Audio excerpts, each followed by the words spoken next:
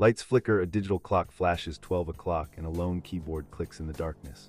Imagine you're a systems administrator, it's a Friday night, and suddenly your monitoring system erupts with alerts. Strange files appearing, systems locking up, a ransom note demanding Bitcoin.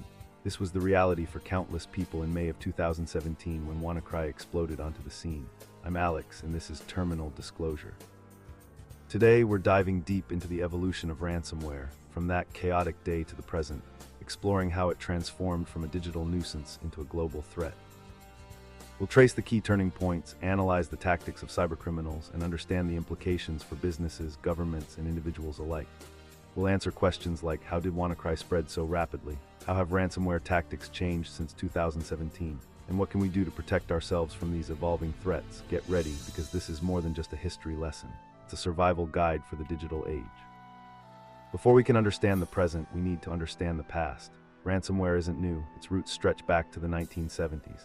The first documented instance was the PC Cyborg trojan, distributed via floppy disk. It encrypted file names on the victim's computer and demanded a ransom payment sent via postal mail to an address in Panama.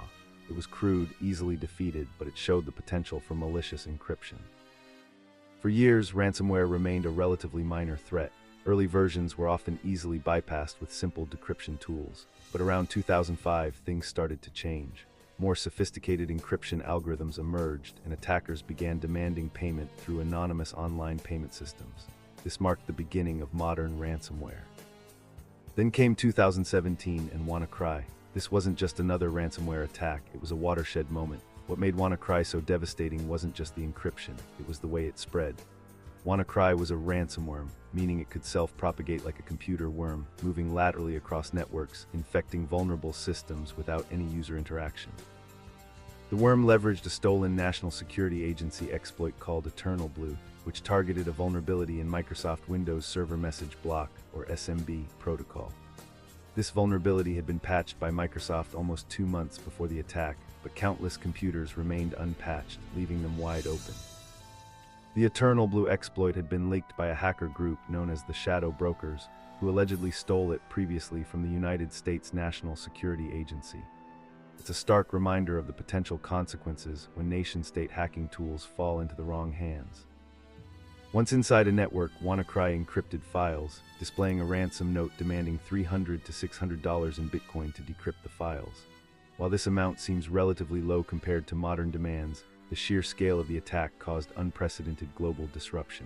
Estimates place the total cost of WannaCry in the billions of dollars.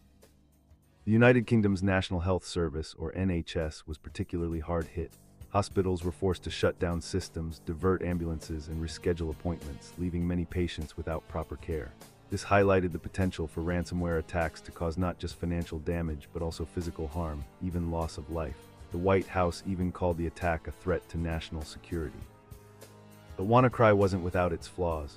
One of the most significant was the lack of a proper victim identification system. This made it difficult for attackers to track payments and provide decryption keys to the correct victims. As a result, some people who paid the ransom never received their files back. This ultimately proved bad for business, teaching cybercriminals the importance of creating mechanisms to differentiate between victims. If they do not deliver, they lose credibility, discouraging future victims from paying. Despite its flaws, WannaCry served as a call to action for cyber threat actors, demonstrating just how simple yet effective ransomware could be. In the years that followed, ransomware evolved rapidly, becoming more sophisticated, more targeted, and far more profitable. Financial gain became the primary motive, and ransomware evolved into a high-profit criminal enterprise. One of the biggest changes was the emergence of the Ransomware-as-a-Service, or RaaS model. This business model allows less technically skilled individuals to launch ransomware attacks by essentially renting the tools and infrastructure from established ransomware groups. These RaaS platforms often provide user-friendly interfaces, customer support, and even affiliate programs, making it easier than ever for aspiring cybercriminals to get in on the action. Today's most prolific ransomware groups look more like legitimate IT enterprises, with different divisions each focusing on different steps of an attack, infrastructure, and even HR departments. An example of how ransomware gangs are similar to IT companies is when the Lockbit gang announced a bug bounty program. That means they offer rewards to people who find vulnerabilities in their own systems. The rise of ransomware-as-a-service led to a proliferation of attacks and increased competition among ransomware groups. This, in turn, fueled the development of more sophisticated tactics and techniques. One of the most significant developments was the emergence of double extortion. Double extortion involves not only encrypting the victim's data, but also stealing it and threatening to release it publicly if the ransom is not paid. This puts immense pressure on victims, as they now face not only the loss of their data, but also the potential reputational damage and legal liabilities associated with a data breach. It made standard backup plans inadequate because even businesses with strong recovery systems ran the risk of their stolen data being made public. The Maze ransomware group is credited with pioneering the double extortion tactic. They started exfiltrating data and threatening to release it in 2019.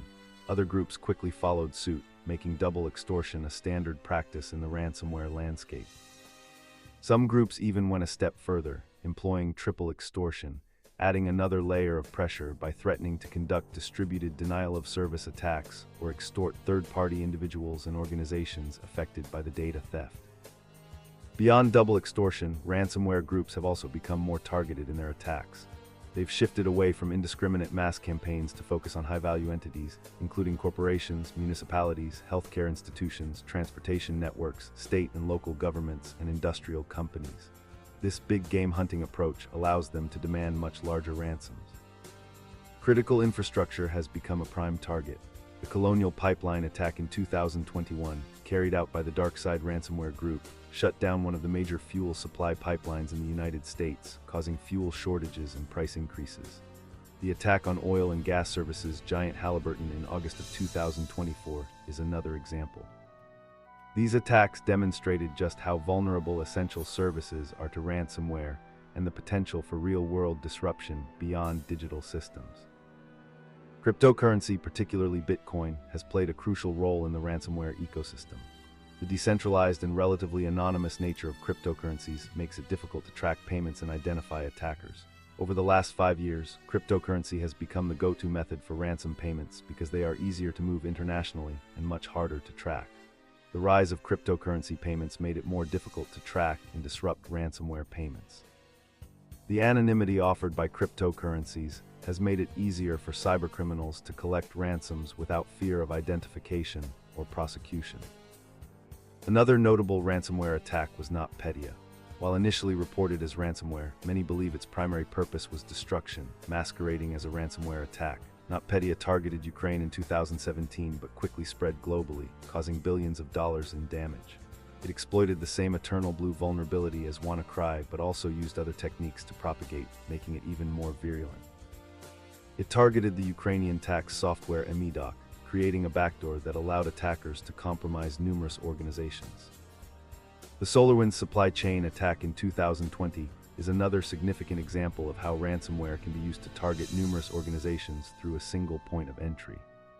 The attackers compromised SolarWinds Orion software, injecting malicious code that allowed them to access the networks of thousands of SolarWinds customers, including government agencies and Fortune 500 companies. Then there was the Cassia VSA attack in 2021. REvil ransomware was used to target Cassia, a software supplier for managed service providers. This led to attacks on dozens of MSPs and hundreds of their customers. This underscored the importance of supply chain security and the cascading effects of a single successful attack on a vendor. Increasingly, ransomware actors exploit third-party suppliers and vendors to penetrate targets. These supply chain attacks maximize damage. By compromising a single supplier, ransomware can infect countless downstream customers. Attribution of ransomware attacks can be challenging, but security researchers and governments have linked certain attacks to specific groups and even nation-states. The United States publicly attributed the WannaCry attack to North Korea. In May of 2017, security researchers began connecting the dots and attributed the code to App38, also known as Lazarus, a North Korean state-sponsored threat group. This highlights the increasing involvement of nation-states in financially motivated cybercrime and the potential for ransomware to be used for geopolitical objectives. Looking ahead, the ransomware threat is only expected to grow more sophisticated and pervasive. Experts predict that future attacks will leverage artificial intelligence for hyper-targeted, multi-layered extortion attempts.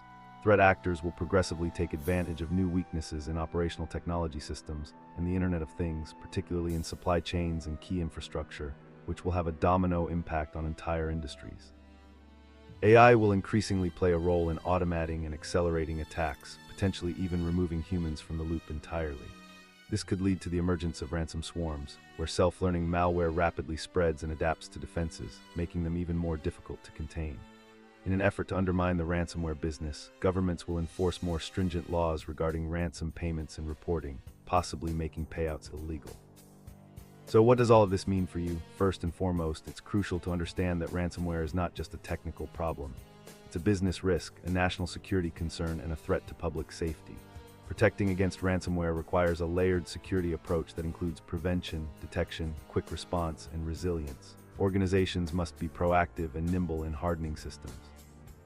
Ongoing vigilance and collaboration across public and private sectors are key to effectively combating ransomware. Prevention starts with basic cybersecurity hygiene. Patch your systems, keep your software up to date, implement multi-factor authentication, especially for remote access and privileged accounts. Regularly back up your data following the 3-2-1 rule, 3 copies of your data on 2 different media with 1 copy offsite. Ensure you're regularly testing your backups. Human error is the #1 cause of data breaches, so cybersecurity training and awareness programs are very important. Detecting ransomware requires continuous monitoring of your network for suspicious activity. Look for lateral movement, unusual file activity, and other indicators of compromise. Implement endpoint detection and response, or EDR, solutions to provide real-time threat detection and response capabilities. If you suspect a ransomware attack, respond quickly and decisively. Have an incident response plan in place that outlines the steps to contain the attack, isolate affected systems, and restore data from backups. Finally, build resilience into your systems. Implement network segmentation to limit the spread of ransomware. Regularly test your incident response plan to ensure that it is effective, and consider cyber insurance to help cover the costs of a ransomware attack. SIM swap attacks involve fraudulently transferring a victim's phone number to a new SIM card, granting attackers access to 2-factor authentication codes, and allowing them to gain control over accounts. This tactic is often employed as an initial step in the ransomware playbook, enabling threat actors to bypass additional security measures. WannaCry was a wake-up call. It exposed the vulnerabilities of our interconnected world and demonstrated the potential for ransomware to cause widespread disruption and damage. In the years since, ransomware has evolved into a more sophisticated, targeted, and lucrative criminal enterprise. Combating this threat requires a multifaceted approach that combines technical security measures, user awareness training, incident response planning, and ongoing collaboration between the public and private sectors. The cybersecurity landscape is always changing, with new groups emerging and posing threats. Groups are always changing, rebranding, and collaborating. The ransomware landscape is always changing, requiring continuous vigilance and adaptive cybersecurity practices. Remember, staying ahead of the curve is the best defense. Stay informed, stay vigilant, and stay safe out there. This is Terminal Disclosure, signing off.